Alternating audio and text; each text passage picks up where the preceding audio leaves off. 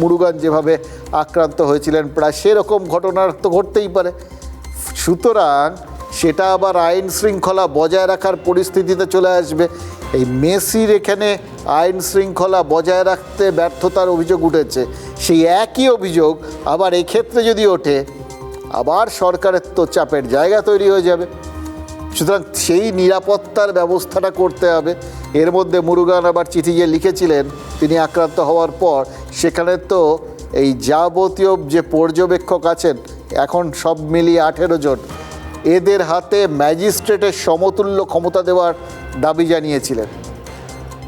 এবার সেই দাবি মেনে তাদের হাতে এরকম ক্ষমতা দেওয়া হোক বা যাই হোক, আপাতত তাদের নিরাপত্তার ব্যবস্থা তো করতে হবে। সেখানে আবার যদি কেউ কারোর হয়তো মনে হতে পারে আমি কেন দেখাবো, কাগজ দেখাবো না, আমি আছি, আমি থাকবো, আমাকে রাখতেই হবে, এরকমও কারোর মনে হয় জানেন তো, মা বাড়ি আবদার গোছের আর কি। এবার তারা যদি সেই মানে একটু জোর জুলুম করে ঠোরে বসেন আর কি, সেটাকেও তো সামলাতে হবে। সামান্য চাপ যে তৈরি হবে সেটা তো সবাই বুঝতেই পারছেন। এই সামান্যটা কখন যে অসামান্য হয়ে যাবে এটাও কিন্তু কেউ জানেন না।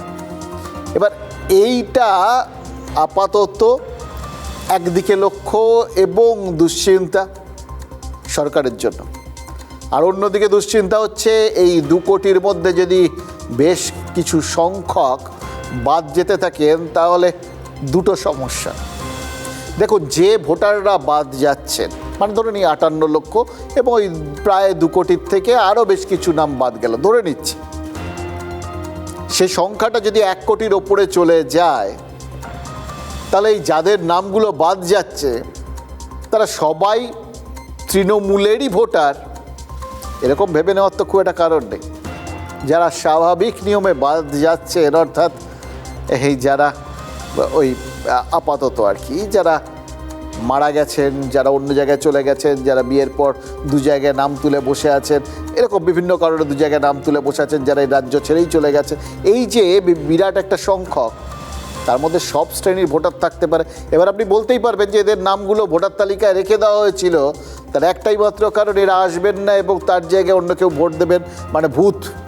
এবং ভূতেরা সচরাচর একটু শাসক প্রেমী হয় যুগে যুগে, এরকমই শোনা গেছি আমরা।